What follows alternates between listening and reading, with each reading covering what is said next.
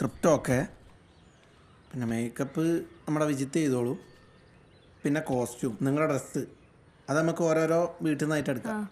ഈ super hero costume നമുക്ക് അനിയേട്ടൻ്റെ Taylor ഷോപ്പിൽ നിന്ന് പറഞ്ഞ് ചെയ്യിപ്പിക്കാം. പ്രീ പ്രൊഡക്ഷൻ തുടങ്ങി. അപ്പം ഇതാണ് നമ്മുടെ ക്യാമറമാൻ. Hi guys. എനിക്കങ്ങനെ അങ്കിളാകാനുള്ള പ്രായമൊന്നും ആയിട്ടില്ല.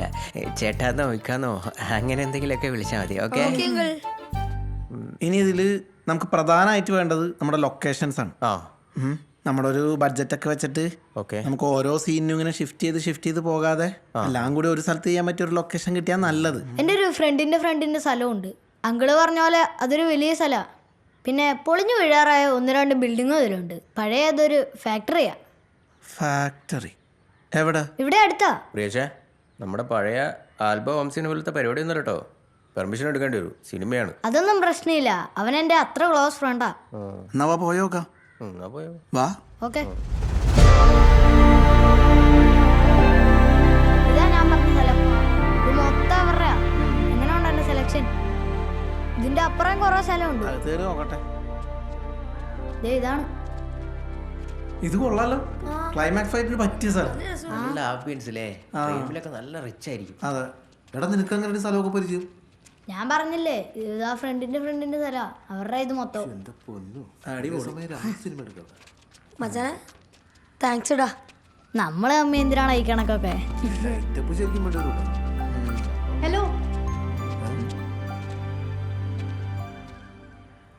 ആരാ? മല്ലികാബാണം തന്റെ വില്ലെടുത്തു,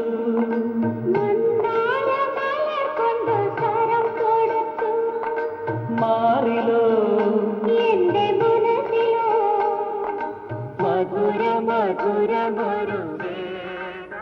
ഹലോ ആഞ്ഞിട്ടാ, ഞങ്ങളിവിടെ ഉണ്ട്. ഷോർട്ട് ഫിലിംകാരാണോ? ഞാൻ സിനിമയാണ് ചേച്ചി. ആ സിനിമയാ. പെർമിഷൻ ഉണ്ടോ? പെർമിഷൻ ഉണ്ട്. പെർമിഷൻ ഇവനാണ് അത് അറേഞ്ച് ചെയ്തിട്ടുള്ളത്. ഉണ്ട്. അല്ല ചേച്ചി ആരാ? ആ ചേച്ചി ആരാ? ഐ മീൻ കുട്ടി ആരാ? ഞാൻ ടൈലർ അനിയനെ വിളിച്ചത്. നീ തുണി വാങ്ങി കൊടുത്തിട്ട് അതിന്റെ അളവൊന്നും എടുക്കണ്ടേ? അതിനൊക്കെ ഇനി സമയമുണ്ടല്ലോ. എടാ മൂപ്പര് കടകുട്ടി ഏതോ കല്യാണത്തിന് വന്നിക്കേന്ന്.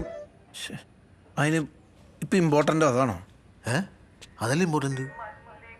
പുള്ളി വിളിച്ചോണ്ടിരിക്കുക. എന്താ പറയേണ്ടത്? എന്തേലും പറ. വരാന്ന് പറ. ആര്യയുടെ ഞങ്ങൾ തറായി അടുത്തെത്തി. ആ പോലെ പോലെ. നിങ്ങൾ ആ ചുമരിൽ തൂക്കിയിട്ടിരിക്കുന്ന ഫോട്ടോ ശ്രദ്ധിച്ചില്ലേ? അതിൽ ലീഡർ തോളത്തിലിരിക്കുന്ന തോട്ട്സ് കണ്ടോ? 90-ൽ ഒരു പൊതുപരിപാടിക്ക് വന്നപ്പോൾ ഞാൻ തുന്നിക്കൊടുത്തതാ. അന്ന് ഈ ഭാഗത്തെ ഏറ്റവും അധികം ബോംബെ ഡൈയിങ്ങിൻ്റെ തുണി തയ്ച്ചിരുന്നത് ഞാനാ. അത് മനസ്സിലാക്കിയ ബോംബെ ഡൈയിങ്ങിൻ്റെ മുതലാളി നെസ്ലി വാടിയെ എനിക്ക് അയച്ചു തന്ന പോസ്റ്ററുകളാണ് ഈ കാണുന്നതൊക്കെ. അത്രയും നല്ല തുണി കൈകാര്യം ചെയ്ത എന്നോടാ നിങ്ങൾ ബാനർ അടിക്കാൻ പാകത്തിനുള്ള തുണി കൊണ്ടുവന്ന് തുന്നാൻ പറയണത്. അതും പല നിറത്തിലുള്ള വർണ്ണക്കുപ്പായം. എന്താ അതിന്റെ പേര്? ഇത് സൂപ്പർ ഹീറോ കോസ്റ്റ്യൂം. നല്ല പേരൊക്കെയാ. പക്ഷെ ഈ തുണി നമുക്ക് പറ്റൂല. ഇതിന്റെ സ്റ്റിച്ച് പെട്ടെന്ന് പറഞ്ഞു പോരും. പേടിക്കണ്ട, വഴിയുണ്ട്. ഇത് ഞാൻ വരുത്തിച്ചതാണ്. ബോംബെ ഡൈയിങ്ങിൻ്റെ നല്ല മെറ്റീരിയലാ. തുണിയും കൂലിയും എല്ലാം കൂടി ഒരു 7,500 ആവും. എത്ര? 7,500. അനിയേട്ടാ അതൊക്കെ ഞങ്ങളെ ബഡ്ജറ്റ് ഒന്ന് വളരെ കൂടുതലാ. എനിക്കും തോന്നി മോനെ. ആ നിങ്ങളൊരു 3,000 ഉറുപ്പ്യ തന്നേക്ക്. ബാക്കി സെഞ്ചുറി ടൈലേഴ്സിന്റെ പേരിൽ നിന്റെ സിനിമയ്ക്ക് ഇരിക്കട്ടെ. എന്ത്?